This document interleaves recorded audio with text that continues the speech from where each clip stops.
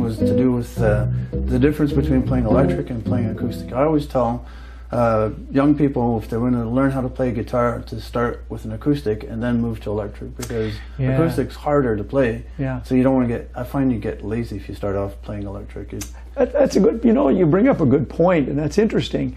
Yeah, you can, it's sort of like an aerobic workout when you're playing an acoustic guitar. You have to push the sound, you've got to, you've got to work it a little bit, and generally speaking, I don't want to say all the time, but if acoustic guitars aren't set up, the action, string height is a bit higher, so you do have to work a bit harder. You can get your guitar set up with a little bit lower action. But I've been finding, teaching through the years, if I get someone that's uncomfortable with an acoustic guitar, they'll probably stop. Right. If they find that an electric is easier to play, they'll keep coming back to it. So there's sort of a double-edged sword of dichotomy of, well, wait a minute, an acoustic guitar, and I grew up starting on an acoustic guitar, and you're right, it was difficult to play. When I did get my first electric, I was like, I can't believe how easy it is to play.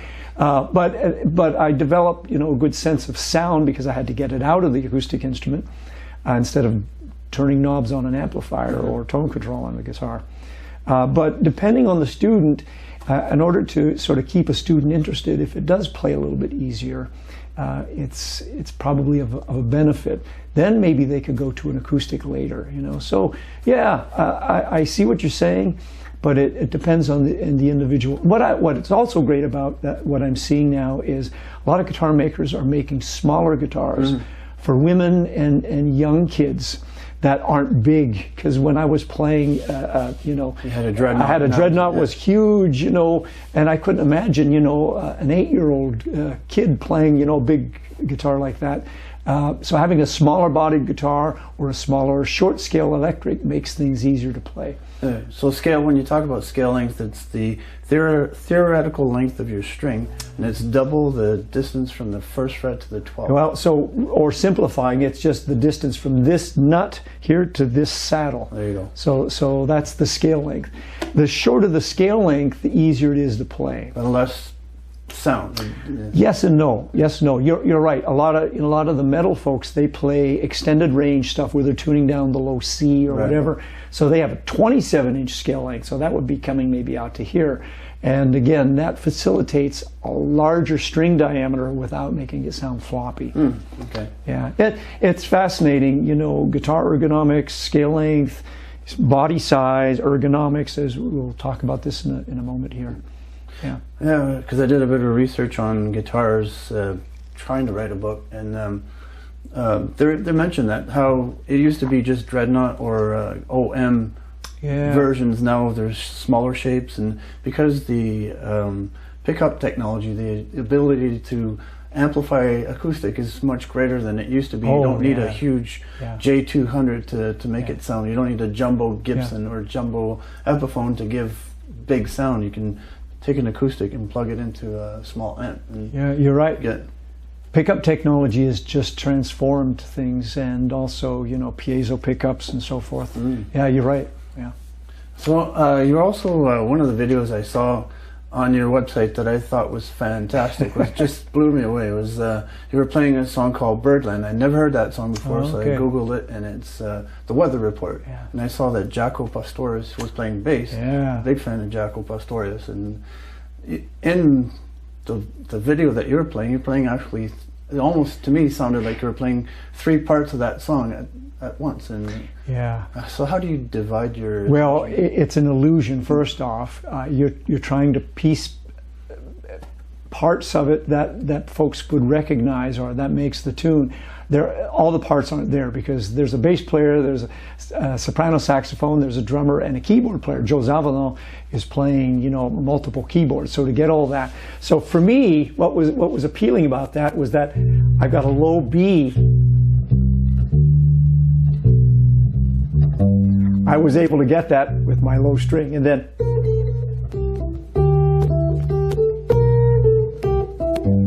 so there's that second part, and then the next part. I didn't play play that right. But getting the parts together, it's an illusion. I'm separating things, and so to me that.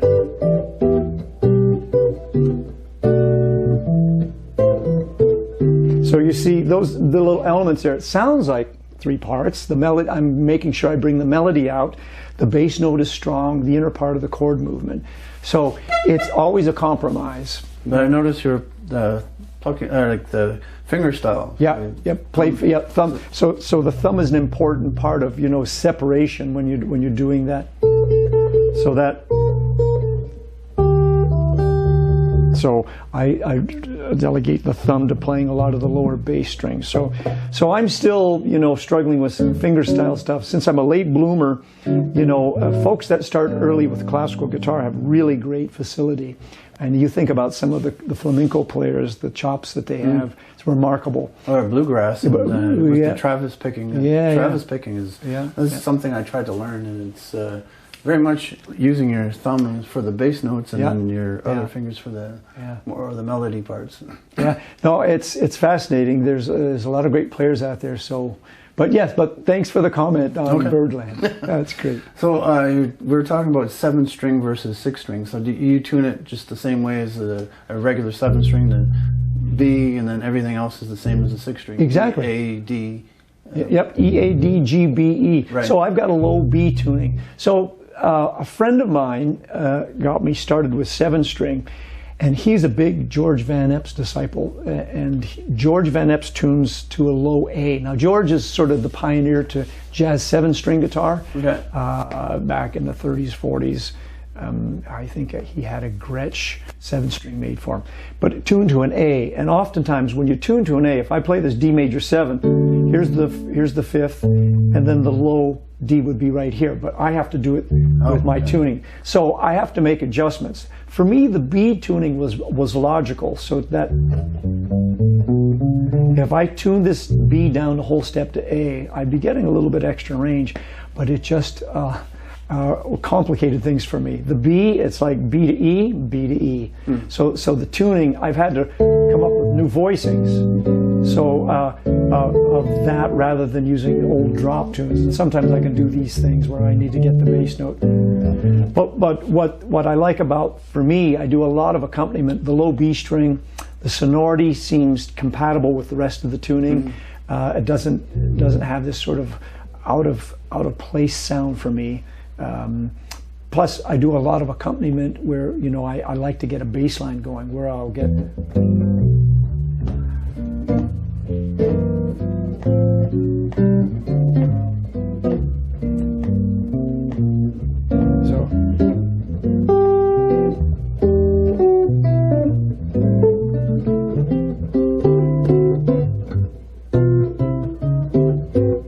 So I'm able to get a bass line movement with the chord, and that's the whole idea by expanding. I'd much rather play with a real bass player. It would make life a lot easier for me. But a lot going on there. But economically, you know, I can get away with sort of imitating an illusion of a bass player. Well, when I saw another video on your website, was you were playing with Gary Elliott. Oh yeah. And then you started off doing the bass run, and he was doing the melody and improvising. Yeah. And it sounded like you were playing an outright bass, because if I would have closed my eyes, I had my headphones on, and if I closed my eyes, it sounded like you were playing an upright bass. Oh wow, thanks. It sounded amazing. Thanks. And so I guess that's the advantage of having a low 7-string. Yeah, but the amplifier does make a bit of a difference. So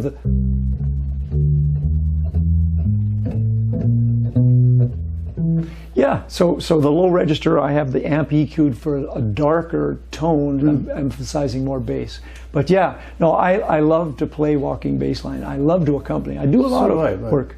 I don't play anything jazz. I'm not that good. But for classic rock, I love the walking type of bass. Yeah. Talk to me about your what's it called?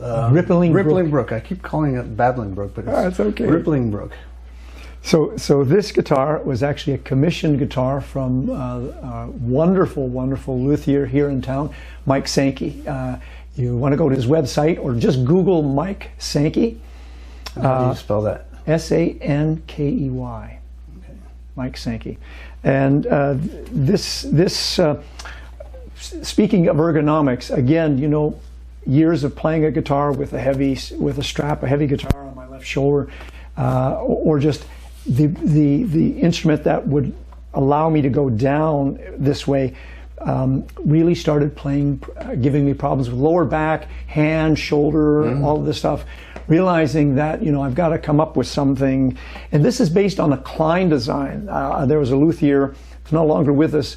I can't remember his first name, but Klein guitars would often have this sort of ergonomic thing. So what's great about Mike, when we did this, I mentioned the Klein design as sort of a template to start from, and he made a cardboard mock-up of this. And so what's really, really unique is the thickness that stays on my leg here. This was all carved out. It's a walnut neck and sides and maple, rippling maple on the front and the back. But what's great about this is that this beautiful curve here sits back. Also, the thinness that we have here allows me to not hunch over. So I've got everything in mid-range position. And there's no headstock. There's no headstock, which lightens it up. It doesn't make the neck go down like this. So for me, so I'm able to keep things in mid-range position, even way down here. So to me, you know, if you look at where I'm at, and this is from these classical guitar studies, I'm in mid-range position. My hands are there without having to overextend them. Also, my hips are not out of alignment. A lot of classical people play with a footstool, and that's fine, but a lot of classical people have given away the footstool to put an A-frame, and so this is sort of like an A-frame built into the guitar. And then there's the tuning. Yes, and so these were handmade in Germany. Mike had to special order these, and yeah, it's pretty amazing. And then there's two, I see two in... Now, what happened, Mike, in the beginning, I thought I'd be nice to have this pickup separation. So string 7, 6, and 5 also has a piezo. See how it's a dark colored there? That would go for that output, and this is a volume control for that. So these have a piezo. These are just straight up saddles. So I do have a 7-string pickup. So what I could do is I could blend in this with a separate amp. It has its own separate output. I don't like to bring extra amps when it's like a museum piece. Yeah, but he's fascinated by that. Mike is brilliant, and he's really doing well for himself, and getting quite a reputation as sort of a very modern builder. And then I notice also the frets fan fretting. Or what's the idea behind that? There's two different scale lengths going on here. There's a 24-inch scale length from here to here. If you put a ruler here to here, it's 24-inch. This is 23 inches here. So you see it's shorter scale to accommodate the thinner strings. So this is based on, who's the fellow that made guitars for Charlie Hunter back in the day? Novaks. There's a guy named Novaks out in the West Coast in the States, developed this fan fretting for Charlie Hunter when he was playing 8-string guitar, so he could have a bass scale length and a guitar scale length on the same instrument. Okay. Yeah, it's quite remarkable. But yeah, Mike is brilliant, and I've been playing this guitar. I had to have a special custom gig bag for this. It actually looks like a pork chop, but for me, you know, the comfort.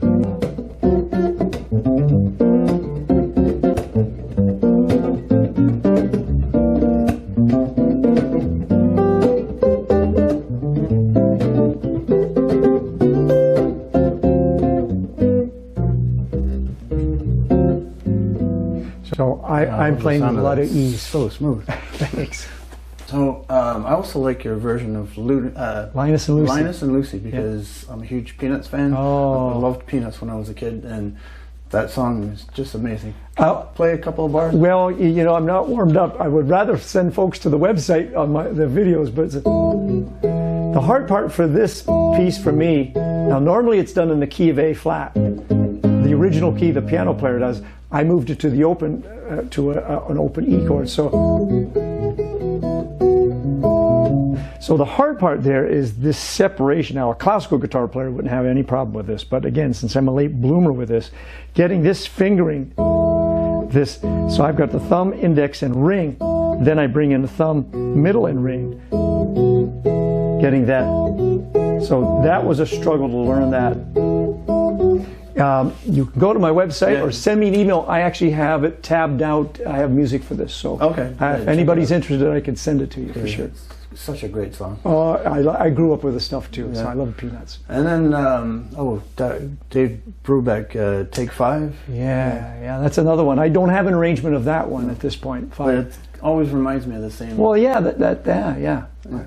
So I mentioned before you have a little video of you playing along with Gary Elliott. So what to you makes a good musician or a great guitarist or a great musician? What do you look for when you're accompanying somebody? Someone who listens. Listening is probably the most important thing. If someone, I have a big pet peeve about playing with people that play chords or accompany and solo at the same level. Sometimes when I start my solo and someone's comping for me and they don't follow my dynamic, it's like, geez, I wanted to use dynamic as a building tool. And if they're playing super loud, they're not listening to my volume.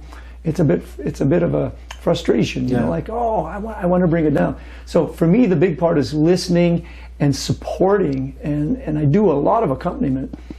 And I think, listening is probably the most important thing, and developing and understanding time. You have to be able to play off each other. You're not there to just play by yourself. No. If you want to do that, stay in your basement. Yeah, exactly right. Yeah. But listening is the big number one thing. Listening and also being able to understand how to play dynamically.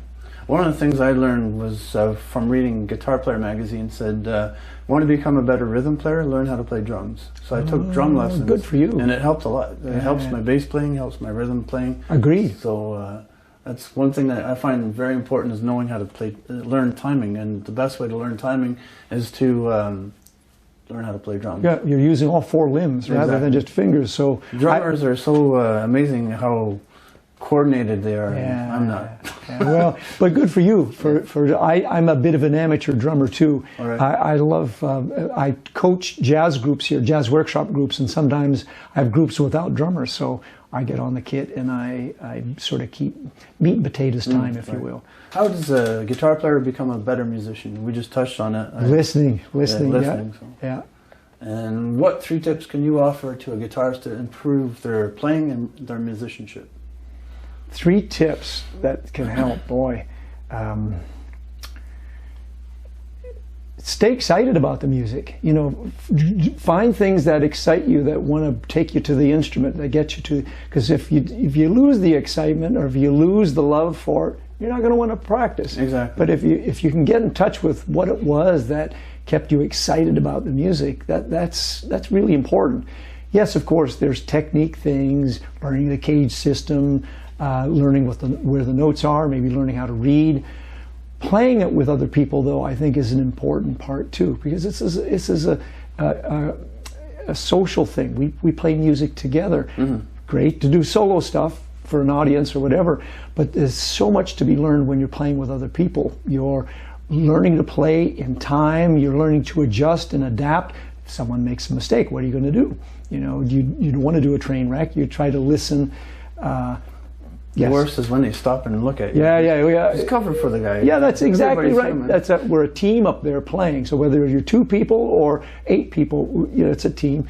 But playing with people is really important, and that can help also keep that enthusiasm. You're getting together and share stuff for it. Yeah. Well, I really appreciate. I admire you for having a steady job. You said you were an electrician, and you decided to become a full-time musician, which to me is very gutsy. It takes a lot of courage to do that. But I loved it so much. But the big motivator was, if I didn't make a go of this music thing, or I didn't try hard, I would go back to something I didn't love.